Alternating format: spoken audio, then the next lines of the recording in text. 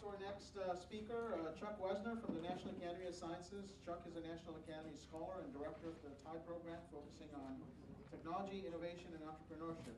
Dr. Wesner is recognized nationally and internationally for his expertise on innovation, policy, public-private partnerships, and government efforts to support the development of new industries with the jobs and growth that they bring. Reflecting this focus, he directs a major ongoing evaluation of the $2.5 billion Small Business Innovation Research Program, SBIR program, the leading U.S. early stage finance program, as well as assessments of comparative international innovation policies and best practice in state and regional innovation policies. Dr. Wesner provides policy advice to the White House and other federal agencies on questions of innovation policy, including support for basic science, applied research, the role of the 21st century university, and principles of cooperation between universities and industry. He works closely with the U.S. Congress, addresses major national commissions, advises the U.S. and other governments, cooperates with international organizations, and lectures at major universities in the I was happy to be here. Thanks very much. I appreciate that. Well, I hope you enjoyed Vin's presentation as much as I did. I think what we're here to talk about is support, what we need to do to support an industry, how we're going to support the manufacturing, how we can support deployment. We also, a couple of themes there on looking at what the rest of the world is doing, how we handle risk and supply chains. These are all very important points. When I come to groups like these, I feel like I've been tasked with entertaining a group of officers just returned from Iraq and Afghanistan to lecture them on small unit tactics. I mean, you people know this industry infinitely better than I will. At the same time, I'd like to bring a perspective from Washington. And one of that is, you know, the usual joke we open up with is, I'm from Washington and I'm here to help you. And dutifully, American audiences laugh. One of the things I'd like to remind you is you're the only guys in the world who laugh when someone from their central government comes to talk to you. Because they understand. You know, the Germans, you know, they didn't get where they are just by hard work and efficiency. No, they got there because the government decided to put them there. And I want to talk with you because you're businessmen. So usually very focused on business, how you stay in business. And at the same time, I'm not necessarily focused on the political overlay that structures your day-to-day jobs. So I'd like to see if we can talk about a few things. First one being how this works. So, how do we maintain this innovation ecosystem that we talked about? How do we maintain our economic prosperity? I started my career in the Treasury, but a key part of what the Treasury was worried about was our military security. And what they understood at that time, which was about a century and a half ago, what they understood was that better than the Defense Department, the national security is intimately dependent and related to the vitality of our economy. We have a series of challenges.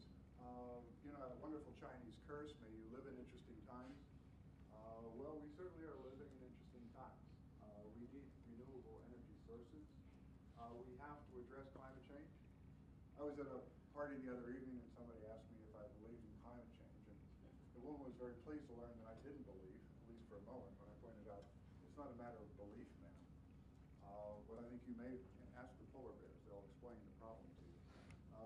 But what we saw just in July, this is spectacular heat waves, which may or may not be directly related to climate change, but which illustrate just how fragile and how dependent. You know, when you have like 22 states, maybe more now, that are disaster areas because the temperature has gone up 15 degrees.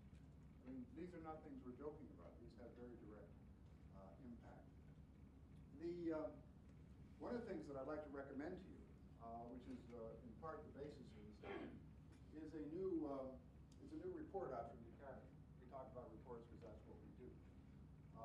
But we're documenting the rapid transformation of the global innovation landscape and highlighting some of the key challenges and underscoring also some of the new cooperative opportunities that are emerging. In areas like global warming, this is not something we're really going to be able to handle all by ourselves. We have to work with our friends in China. And ironically, some of the things that China is doing that are good for the world may have impacts on us that we want to reassess. So this is something that I think Secretary Chu understands. I'm not sure who in the Congress understands. But governments around the world are focused on competitive innovation-led economies. They see that as a top strategic priority. In addition to football and the Olympics, which we focus a lot of attention on here, in fact, you could even point out that a number of countries that are winning the Olympics are doing that because they have a top-down government view.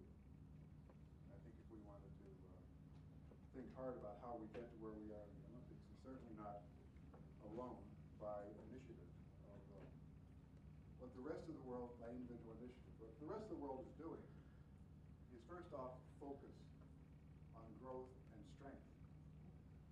Keep in mind, strength. We talk about consumer welfare. We talk about improved consumer choice. The Chinese president talks about national strength. So does the rest of East Asia. And by the way, there's no blame here. If you're from Korea, who are your neighbors? Russia? Japan? They occupied you for 50 years. They killed everybody who had a high school education, exported 500,000 women off to serve as sex slaves. You don't love them. China, well, they've invaded you over and over again. So, and you've got North Korea, just in case you're missing.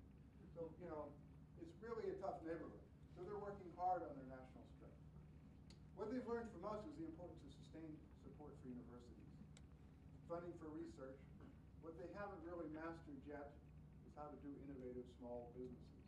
That remains an enduring strength here. And I mean that. I was just working with people in Singapore earlier this week. And what we're very good at are government-industry partnerships. But we do partnerships sort of the way the Victorians did sex. They never talked about it, but there was a lot of activity. Population went up very rapidly. But best practice was not always retained. In any case, this is what the Chinese are doing. And this is kind of a tough love talk, and I hope you'll forgive me for that. But one of the things that's amazing is the way the Chinese cheat. First, they educate their children. Then they build universities for them. They build infrastructure so it's easy to get around the country. I mean, can you imagine a country doing that sort of thing? I mean, it's just so unfair to spend that much money on your children when you could be borrowing money for current expenditure. I don't know what you guys think about the tax thing, and I don't care. I just want to ask you, we're spending at 23% of GDP. We're taxing at 14%, like we did in 1950 before the Korean War. Okay, so if you want to push Medicare off the debt, you want to push the Defense Department off the debt, we can begin to get down. But I just don't quite see how this works. By the way, I'm in a tax bracket where I know what I'm talking about. But I really don't see how we can do this. This is the greatest intergenerational scam that I have ever heard of. We are simply borrowing against our children and grandchildren. Well, let's talk about it some more. Maybe another 4 years. It'll be fun. So, moving on. The Chinese keep investing. Very, very rapid increases. By the way, this does not mean that every investment in a Chinese university gives you Caltech. No. They have a lot to learn. But they do have a lot of sea turtles who have come back. Some successfully, some have found that levels of corruption and cronyism and political parties make it hard. They also have some demographics that don't really work for them on the long term as a result of the one-child policy. But this is what we're doing in California. Now, you may want to debate what national priority should be, but somehow spending more money on jails and less on public universities strikes me as not a particularly wise allocation of resources. If anyone is in favor of that, just raise your hand. I'd like to see how many of you think we need more jails than we need universities. There is an advantage. You know, with the university, when you leave, you tend to stay out of it. In jails, of course, when you leave, you get educated to go back. China has a strategy on PV. I'm not sure, with all due respect, that we do. The Department of Energy does, and some parts